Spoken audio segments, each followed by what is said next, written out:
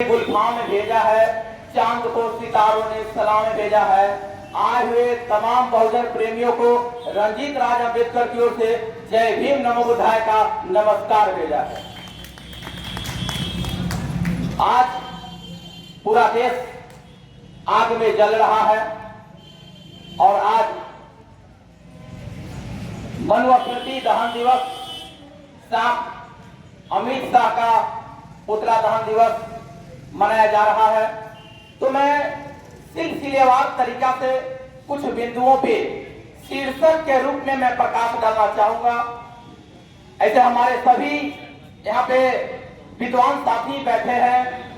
मैं उसमें से कुछ चंद बातों को, जिस बात पे आज पूरे भारत में विवाद छुड़ा हुआ है कि अम्बेडकर अम्बेडकर अम्बेडकर, जिसने 6 बार नाम लिया 15 सेकेंड, यदि भगवान का नाम लेता तो 7 जन्मों तक स्वर्ग में जाता। तो हमारे मूल निवासी के भाइयों एवं भारतवर्ष के तमाम 140 करोड़ भाइयों को एवं तरी पार अमित शाह जी को भी मैं आमंत्रित करना चाहता हूं और मैं जानकारी को शेयर करना चाहता हूं कि इस भारत के किसी भी धर्म ग्रंथ शास्त्र में यदि भगवान शब्द यदि लिखा हुआ है, यदि उसको साबित करेंगे तो इस रंजीत राज अम्बेडकर की तरफ से 1 लाख का इनाम मैं घोषित करता हूं। सर्वप्रथम भगवान शब्द किस धर्म ग्रंथ में लिखा गया है, यदि अमित शाह और तमाम बुद्धिजीवी मनुवादी लोग यदि इसको साबित करते हैं तो मैं 1 लाख का इनाम इस भगवानपुर चौराहे से घोषित करता हूं। वो हमसे डिबेट करके और वो प्रमाणित करके साबित कर दे। तो मैं बताना चाहता हूं कि भगवान शब्द तथागत गौतम बुद्ध के लिए पहली बार प्रयोग किया गया है। अरहतो सम्मा सम्बुद्धस्स, उन्होंने जो दिया था उसमें भगवान शब्द दिया था और भगवान का अर्थ होता है जो अपने अंदर द्वेष, घृणा, इन तमाम बुराइयों को जो नष्ट करता हो, भक्षण करता हो, उसे भगवान शब्द कहा गया है, बुद्ध को कहा गया है। अमित शाह जी, आप इस चीज को पढ़ लेंगे, उस ग्रंथ को निकाल करके, और मेरा चैलेंज है आप हमसे भी उसको करवा दीजिएगा। दूसरा चीज है कि स्वर्ग किसे कहते हैं।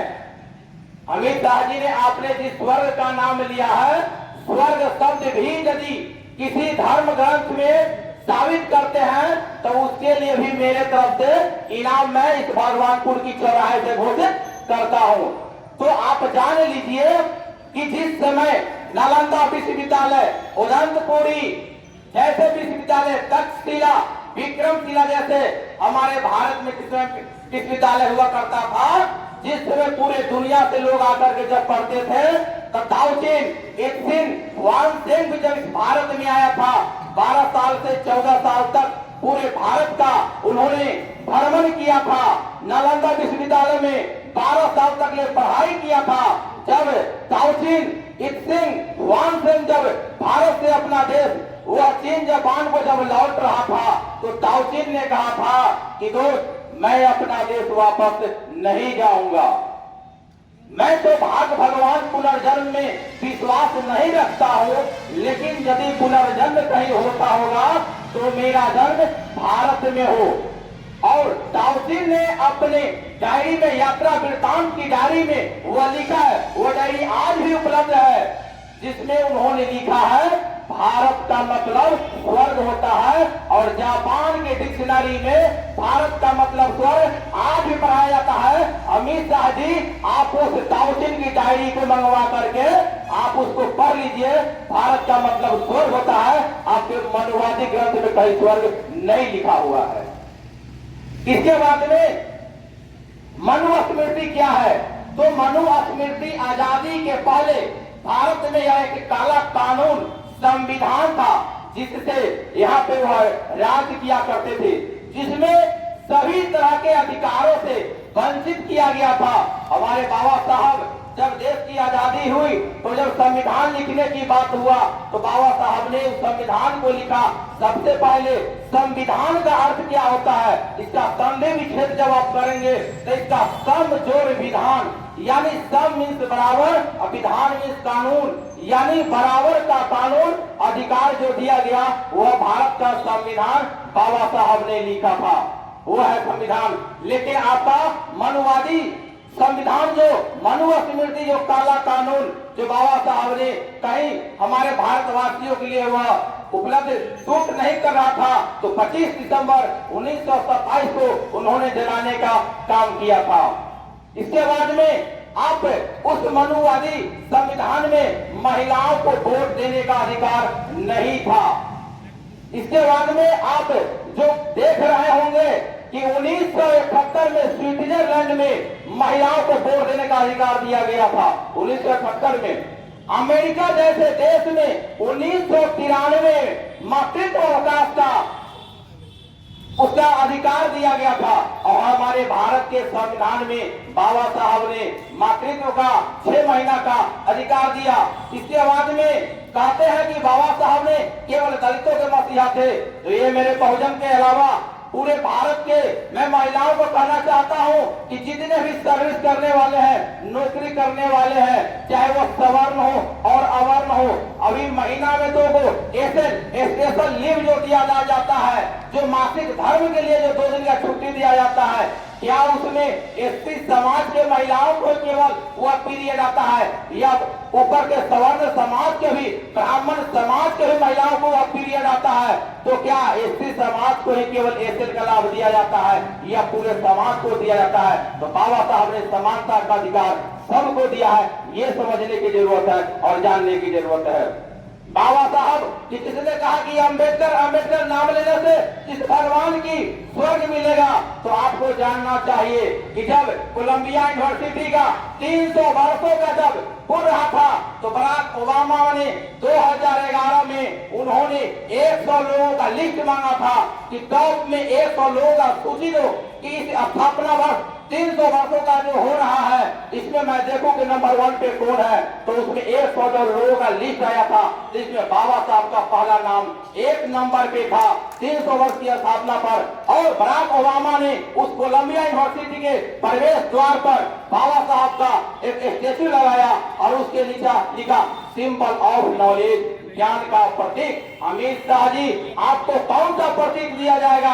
आपको भारत में परिवार का पद चिन्ह दिया गया है, सम्मान दिया गया है, ये आप अपने आप को समझ सकते हैं। और बाबा साहब को कहते हैं कि बाबा साहब एक फैशन हो गया है, ये आपको जानने की जरूरत है और पढ़ने की जरूरत है।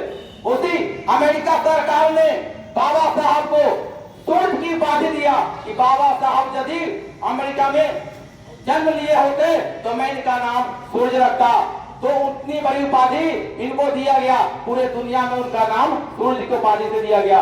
अमित शाह जी और मोदी जी, मैं आपसे पूछना चाहता हूं, सुनीता विलियम्स को आपने अंतरिक्ष में भेजा, जिसमें अमेरिका के भी एक वैज्ञानिक है और सुनीता विलियम्स ही है, जो मात्र 1 सप्ताह के लिए वहां पर गई थी अंतरिक्ष की यात्रा पे, उसका खोज करने के लिए। आज 6 महीना से वहां पर वह फंसी हुई है। आपका वह भगवान कहाँ गया? आपका वह मंत्र जाप कहाँ गया? जिस मंत्र जाप से वहां जो गैस लीक कर रहा है, उस विमान का जिसकी जान खतरे में सुनीता विलियम्स का है, आप उसको वहां से क्यों नहीं मंत्र जाप से करके ला रहे हैं? ये आपको जानने की जरूरत है और समझने की जरूरत है। इसके बाद में बाबा साहब, आपको कितने डिग्रियां होगा ये आपको पता होनी चाहिए। आपको मोदी जी कितने डिग्रियां हैं आपको देश को बतानी चाहिए। लेकिन बाबा साहब को पूरे दुनिया का उन्होंने जो अध्ययन किया है, 32 डिग्रियां उनके पास में है और 9 भाषाओं का वो ज्ञाता है। और आप कितने भाषा को जानते हैं और कितने डिग्रियां हैं? एक डिग्री को तो साबित करने में आपको पार्लियामेंट के नीचे की खुदाई करना पड़ेगा कि आपकी डिग्रियां किस कॉलेज और किस यूनिवर्सिटी से मिला है आपको। इसके बाद में आपको जो नौकरी में जो उस जमाने में 12 घंटा 14 घंटा का जो काम मजदूरी करवाया जाता था, शोषण किया जाता था, बाबा साहब ने उसी भारत के संविधान में उन्होंने कानून बना करके आज SC ST OBC जनरल सभी लोगों के लिए जो 8 घंटा का प्रावधान किया, या दलित समाज के लिए किया या पूरे भारत के 140 करोड़ लोगों के किया गया। ये मोदी जी और अमित शाह को चिंतन और मनन करने की जरूरत है। बाबा साहब केवल दलितों के हैं या पूरे भारत वर्ष के लिए है। इसके बाद में आज जितनी नोट कभी एक टाइम भूखे रहने के लिए पड़ता है हमारे बहुजन समाज को, लेकिन आपके पास में बहुत सारे काला धन है जो बोले कि लाएंगे। उस काले धन की स्थापना करने वाले कौन है? तो 1 अप्रैल 1935 को बाबा साहब के अनुशंसा पर और विचार पर रिजर्व बैंक की स्थापना किया गया था। और जो आपने उसने काले धन को कमा करके उस रिजर्व बैंक को लूट करके और उससे पैसा लोन लेकर के आज विदेश में जा रहे हैं, वह बाबा साहब की देन है, आपकी वो देन नहीं है। इसके बाद में आज जो इतनी आप एसी रूम में रहा करते हैं, इतनी सारी भारत की जो सुविधाएं हैं, तो बाबा साहब की देन है।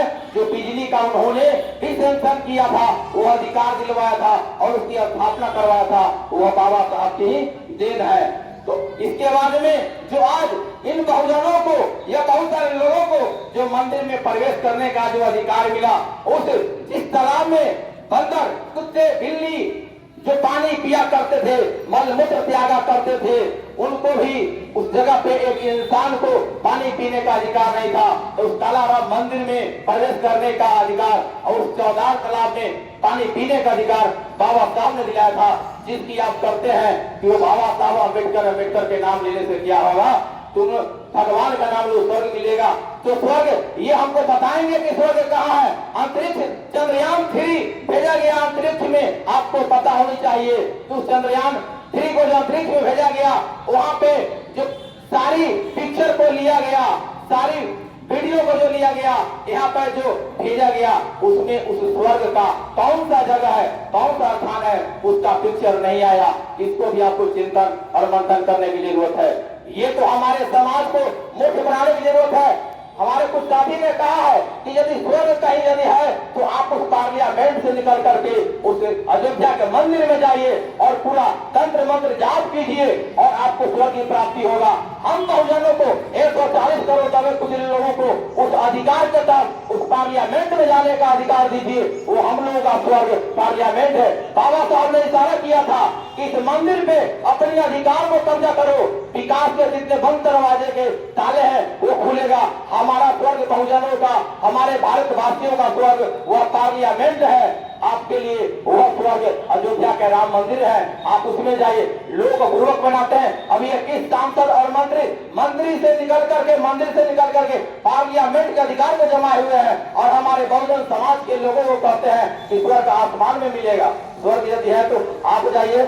बातें बहुत सारी है, तो मैं कहना चाहता हूँ कि समुद्र की उफान की लहर पैदा कर, हिमालय की ऊंचाई की शिखर पैदा कर, दुनिया की भीड़ से बाहर निकल कर तथागत गौतम बुद्ध और भीम जैसा जिगर पैदा कर।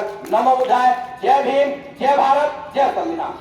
राजा अम्बेडकर जी, अब हम जितनी जल्दी कार्यक्रम को आगे की ओर बढ़ाएंगे और आगे की ओर बढ़ाते हुए ये बहुत अच्छी बात इन्होंने कहा। अरे उस समय जिस समय हमारे पूर्वजों को लंगोटी पहन के चलते थे, गले में हारी और कमर में झाड़ू था, भर पेट भोजन नहीं मिला, भात नसीब नहीं हुआ, गेहूं का रोटी नसीब नहीं हुआ, अलवा सुथरी जने